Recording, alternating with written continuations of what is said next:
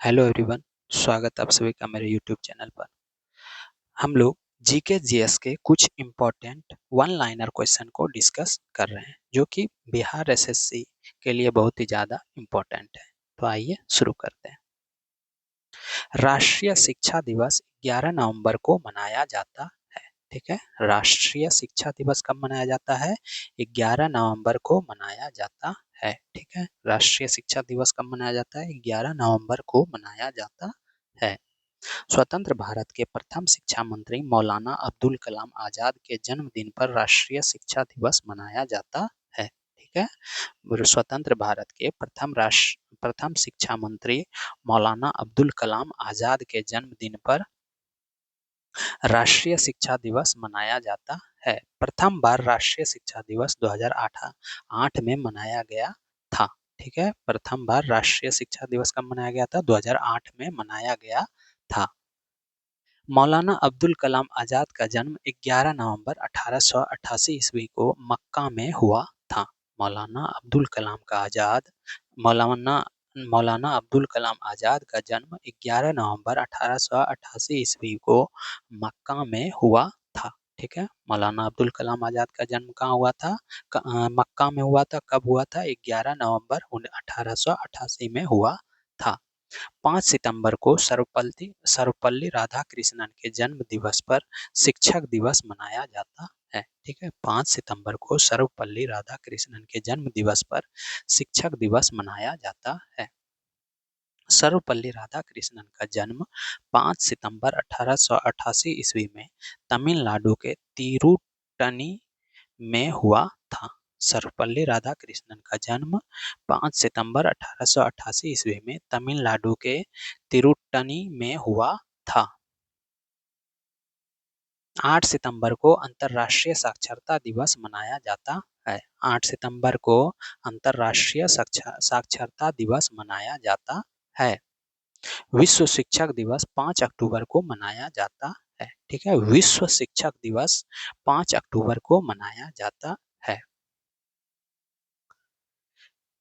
Cottrell अवक्षेपक का उपयोग धुएं से कार्बन कणों को अवक्षेपित करने के लिए किया जाता है। कॉट्रेल अवक्षेपक का उपयोग धुएं से कार्बन कणों को अवक्षेपित करने के लिए किया जाता है। ये आपका कॉट्रेल अवक्षेपक है। ठीक है, ये आपका फिगर किसका है? कॉट्रेल अवक्षेपक। कॉट्रेल अवक्षेपक एक प्रेरित इलेक्ट्रोस्टैटिक चार्ज के बल के उपयोग से बहती हुई अपशिष्ट गैस से धुएं और धूल जैसे सूक्ष्म कणों को हटाता है। ठीक है, कॉट्रेल अवक्षेपक एक प्रेरित इलेक्ट्रोस्टैटिक चार्ज के बल के उपयोग से बहती हुई अपशिष्ट गैस से धुएं और धूल जैसे सूक्ष्म कणों को हटाता है। स्वचालित वाहनों में उत्प्रेरक संपरिवर्तक का प्रयोग वायुमंडलीय प्रदूषण को कम करने के लिए किया जाता है। स्वचालित वाहनों में प्रेरक संपरिवर्तक का प्रयोग वायुमंडलीय प्रदूषण को कम करने के लिए किया जाता है। उत्प्रेरक संपरिवर्तक में विषमांग उत्प्रेरक के रूप में प्लेटिनम, पैलेडियम एवं रहोडियम धातुओं के साथ साथ कॉपर ऑक्साइड एवं क्रोमियम ऑक्साइड का प्रयोग करते हैं। ठीक है, उत्प्रेरक संपरिवर्तक में विषमांग उत्प्रेरक के रूप में प्लेटिनम, पैलेडियम एवं रहोडियम धातुओं के साथ साथ कॉपर ऑक्साइड तथा क्रोमियम ऑक्साइड का प्रयोग करते हैं। AQI एयर क्वालिटी इंडेक्स में 8 प्रदूषकों को शामिल किया गया है। ठीक है, एयर क्वालिटी इंडेक्स में 8 प्रदूषकों को शामिल किया गया है। RBI द्वारा नगद आरक्षित अनुपात में वृद्धि की घोषणा का अर्थ वाणिज्य बैंकों के पास उधार देने के लिए धन कम होगा। ठीक है, RBI द्वारा नगद आरक्षित अनुपात में वृद्धि की घोषणा का अर्थ है वाणिज्य बैंकों के पास उधार देने के लिए धन कम होगा। आरबीआई भारत का केंद्रीय बैंक है। आरबीआई भारत का केंद्रीय बैंक है। आरबीआई भारत सरकार और बैंकों का भी बैंकर के रूप में कार्य करती है। आरबीआई भारत सरकार और बैंकों का भी बैंकर के रूप में कार्य करती है। आरबीआई भारत के वित्तीय नियमन और नियंत्रक होते हैं। आरबीआई भारत के वित्तीय नियमन और नियंत्रक होते हैं। विदेशों से भारत में विनिमय को नियंत्रण आरबीआई द्वारा किया जाता है। विदेशों से भारत में विनिमय को भी नियंत्रण आरबीआई द्वारा किया जाता है। आरबीआई द्वारा बाजार में वित्तीय स्थिरता और अर्थव्यवस्था को मजबूती प्रदान करने का भी दायित्व है। ठीक है, आरबीआई द्वारा बाजार में वित्तीय स्थिरता और अर्थव्यवस्था को मजबूती प्रदान करने का भी दायित्व है। आरबीआई द्वारा सीआरआर बढ़ाने से बैंकों के पास उधार या ऋण देने के लिए धन की कमी हो जाती है। आरबीआई द्वारा सीआरआर बढ़ाने से बैंक के पास उधार या ऋण देने के लिए धन की कमी हो जाती है। इससे मुद्रास्फीति को रोकने के एक साधन के रूप में ही भी आरबीआई द्वारा प्रयोग किया जाता है। ठीक है, इसे क्या, मुद्रास्फीति को रोकने के एक साधन के रूप में भी आरबीआई द्वारा प्रयोग किया जाता है। आरबीआई मौद्रिक नीति की घोषणा करते हैं। आरबीआई मौद्रिक नीति की घोषणा करते हैं। शिंजो आबे जापान के प्रसिद्ध नेता थे। शिंजो आबे जापान के प्रसिद्ध नेता थे। शिंजो आबे क्या थे? जापान के प्रसिद्ध नेता थे। शिंजो आबे 2006-07 और पुनः 2012 से 20 तक जापान के प्रधानमंत्री थे। शिंजो आबे 2006 से 7 और पुनः 2012 से 2020 तक जापान के प्रधानमंत्री थे। Shinzo Abe liberal democratic party के नेता थे। Shinzo Abe liberal democratic party के नेता थे। Shinzo Abe liberal democratic party के नेता थे। शिंजो आबे की हत्या 8 जुलाई 2022 ईस्वी को कर दिया गया। शिंजो आबे का हत्या 8 जुलाई 2022 ईस्वी को कर दिया गया। जगदीशपुर बिहार में 1857 की क्रांति का नेतृत्व करता कुंवर सिंह था।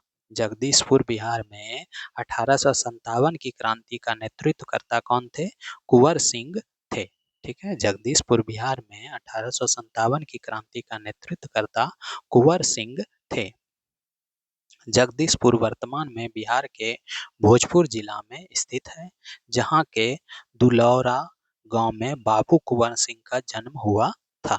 ठीक है, जगदीशपुर वर्तमान में बिहार के भोजपुर जिला में स्थित है, जहां के दुलौरा गांव में बाबू कुंवर सिंह का जन्म हुआ था।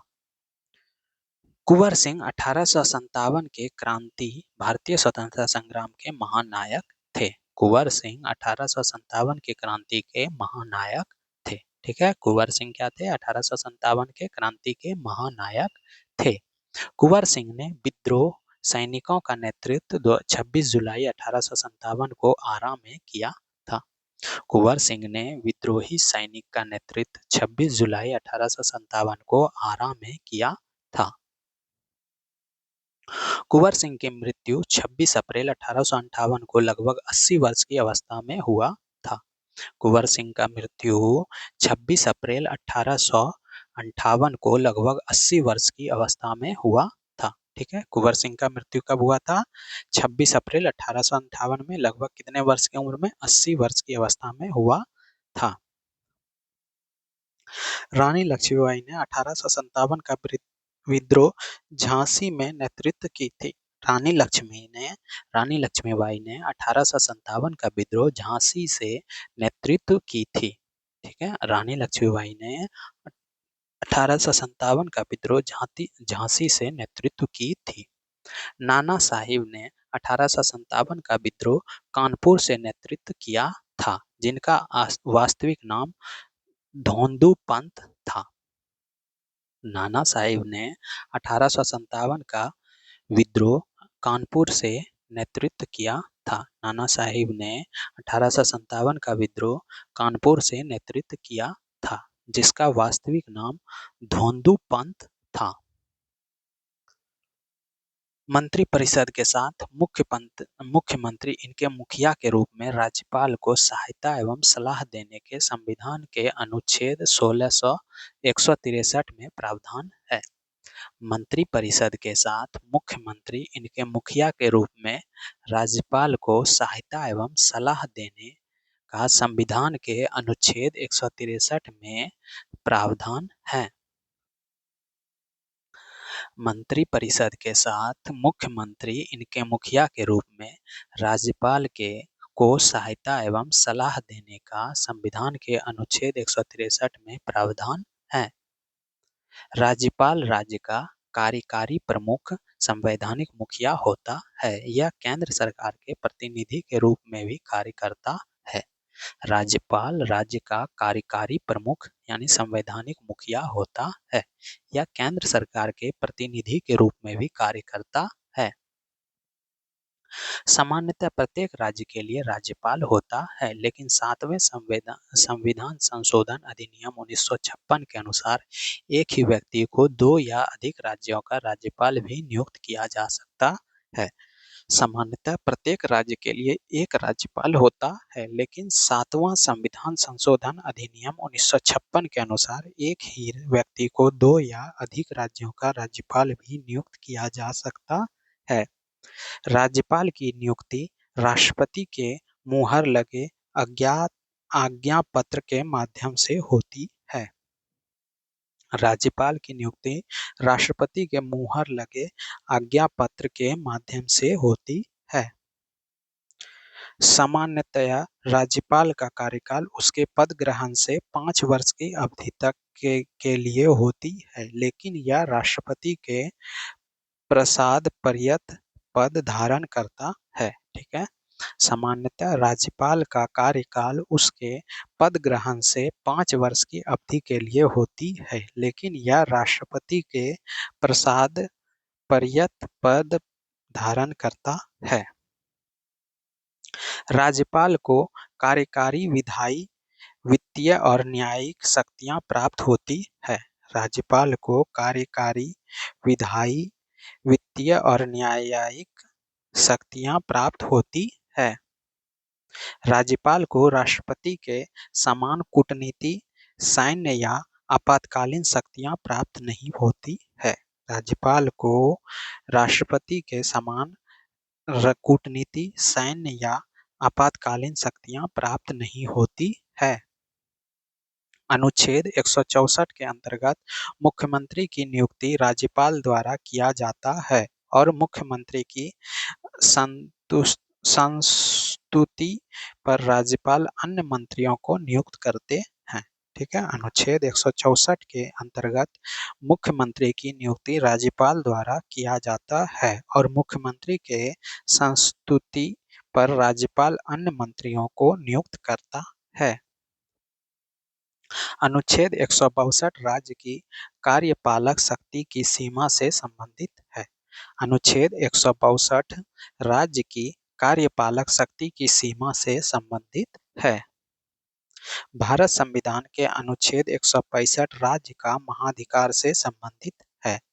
भारतीय संविधान के अनुच्छेद 165 राज्य का महाधिवक्ता से संबंधित है। भारतीय संविधान के अनुच्छेद 165 राज्य का महाधिवक्ता से संबंधित है। पूर्व मध्यकालीन उत्तर पश्चिम भारत की लिपि शारदा थी। पूर्व मध्यकालीन उत्तर पश्चिमी भारत की लिपि शारदा थी। व्हीलर का मानना है कि शारदा लिपि की उत्पत्ति गुप्त लिपि की पश्चिमी शैली से हुई है तथा इसके प्राचीनतम लेख 8वीं शताब्दी के हैं।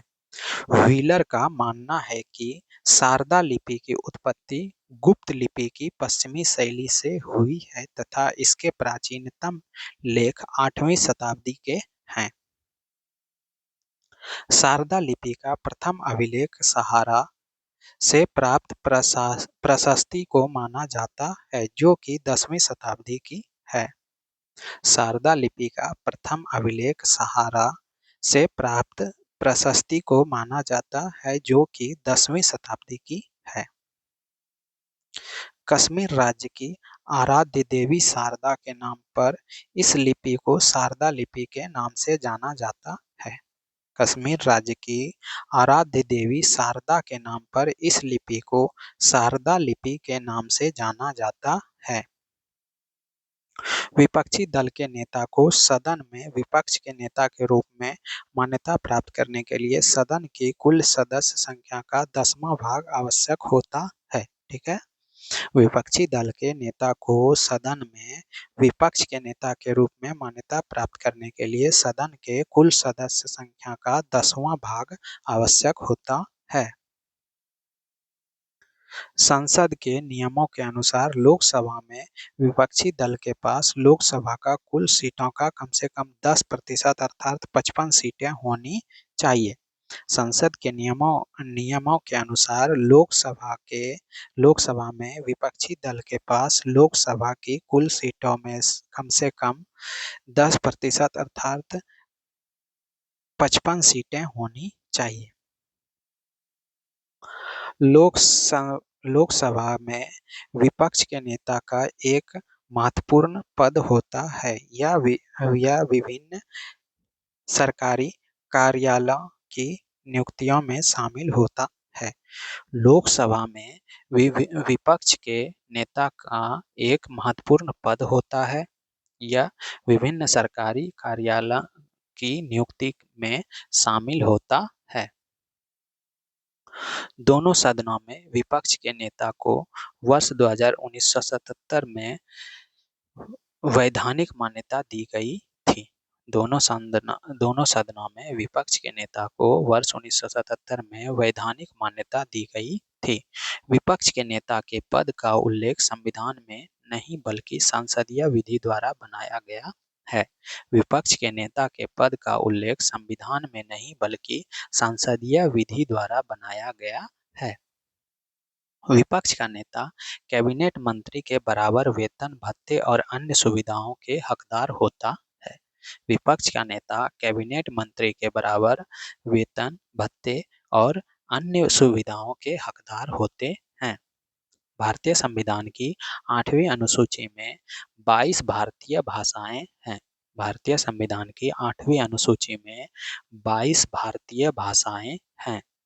भारतीय संविधान की 8वीं अनुसूची में मूलतः 14 भाषाएं थी। ठीक है, भारतीय संविधान की 8वीं अनुसूची में मूलतः 14 भाषाएं थी।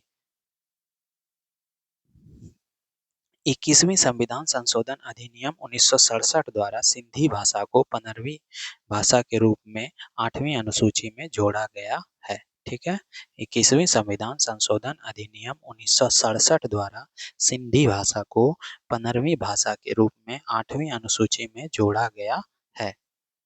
71वें संविधान संशोधन अधिनियम 1992 के द्वारा कोंकणी, मणिपुरी और नेपाली को 8वीं अनुसूची में जोड़ा गया है। 72वें संविधान संशोधन अधिनियम 1992 के द्वारा कोंकणी, मणिपुर और नेपाली को 8वीं अनुसूची में जोड़ा गया है।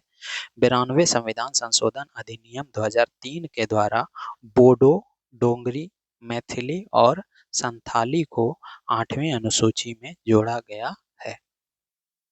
92वें संविधान संशोधन अधिनियम 2003 के द्वारा बोडो, डोंगरी, मैथिली और संथाली को 8वीं अनुसूची में जोड़ा गया है। यूएई की मुद्रा दिरहम है। यूएई की मुद्रा क्या है? दिरहम है। यूएई की मुद्रा क्या है? दिरहम है। इधर देश है, फिर मुद्रा। ईरान, ईरान का मुद्रा क्या है? रियाल। ईरान का मुद्रा क्या है? रियाल। इराक का मुद्रा क्या है? दिनार। इराक का मुद्रा क्या है? दिनार। ईरान का रियाल, इराक का दिनार, इंडोनेशिया का रुपया। इंडोनेशिया का क्या है? रुपया। बहरीन का क्या है? दिनार। तो ईरान का क्या है मुद्रा? रियाल। इराक का दिनार। इंडोनेशिया का रुपया। बहरीन का दिनार। मंगोलिया का तुगरिक। मंगोलिया का मुद्रा क्या है? तुगरिक। मंगोलिया का मुद्रा क्या है? तुगरिक। मालदीव का मुद्रा क्या है? रुफिया। मालदीव का मुद्रा क्या है? रुफिया। मकाऊ का मुद्रा क्या है? पटाका। मकाऊ का मुद्रा क्या है? पटाका। मकाऊ का मुद्रा क्या है? पटाका। तुर्कमेनिस्तान का क्या है मुद्रा? मनात। तुर्कमेनिस्तान का मुद्रा क्या है? मनात। कानून व्यवस्था विभाग गृह मंत्रालय के अधीन नहीं है। कानून व्यवस्था विभाग जो है वो गृह मंत्रालय के अधीन नहीं होता है। गृह मंत्रालय के अधीन आंतरिक सुरक्षा विभाग, राज्य विभाग, गृह विभाग, जम्मू एवं कश्मीर कार्य विभाग, सीमा प्रबंधन विभाग एवं राजभाषा विभाग आता है। गृह मंत्रालय के अधीन आंतरिक सुरक्षा विभाग, राज्य विभाग, गृह विभाग, जम्मू एवं कश्मीर कार्य विभाग, सीमा प्रबंधन विभाग एवं राजभाषा विभाग आता है। कानून व्यवस्था बनाए रखना राज्य सरकार का दायित्व है। कानून व्यवस्था बनाए रखना राज्य सरकार का दायित्व है। गृह मंत्रालय राज्यों के संवैधानिक अधिकारों में दखल दिए बिना सुरक्षा, शांति एवं सौहार्द बनाए रखने के लिए राज्य सरकारों को जनशक्ति एवं वित्तीय सहायता, मार्गदर्शन एवं विशेषज्ञता प्रदान करता है। गृह मंत्रालय राज्यों के संवैधानिक अधिकारों में दखल दिए बिना सुरक्षा, शांति एवं सौहार्द बनाए रखने के लिए राज्य सरकारों को जनशक्ति एवं वित्तीय सहायता, मार्गदर्शन एवं विशेषज्ञता प्रदान करता है। देश की आंतरिक सुरक्षा का दायित्व गृह मंत्रालय का है। देश के आंतरिक सुरक्षा का दायित्व गृह मंत्रालय का है। शिवाजी और जय सिंह के मध्य पोरबंदर की संधि 1665 ईस्वी में हुई। शिवाजी और जय सिंह के मध्य पोरबंदर की संधि 1665 ईस्वी में हुई।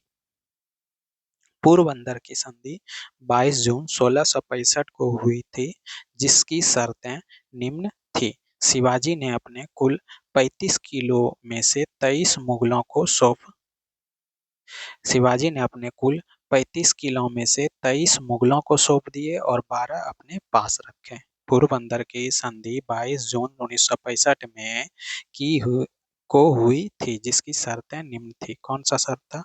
शिवाजी ने अपनी कुल 35 किला में से 23 किला जो है मुगलों को सौंप दिया और 12 अपने पास रखे थे। दूसरा क्या था? शिवाजी मुगलों की तरफ से बीजापुर के विरुद्ध मुगलों की सहायता और सेवा करेंगे तथा पुत्र संभाजी मुगल सेवा में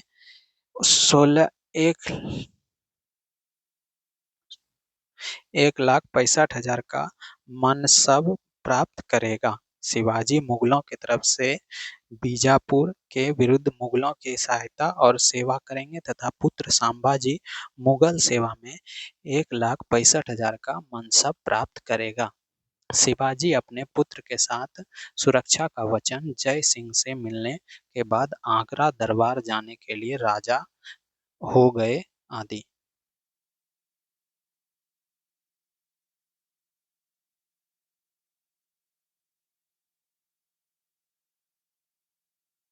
शिवाजी अपने पुत्र के साथ सुरक्षा का वचन जय सिंह से मिलने के बाद आगरा दरबार जाने के लिए राजी हो गए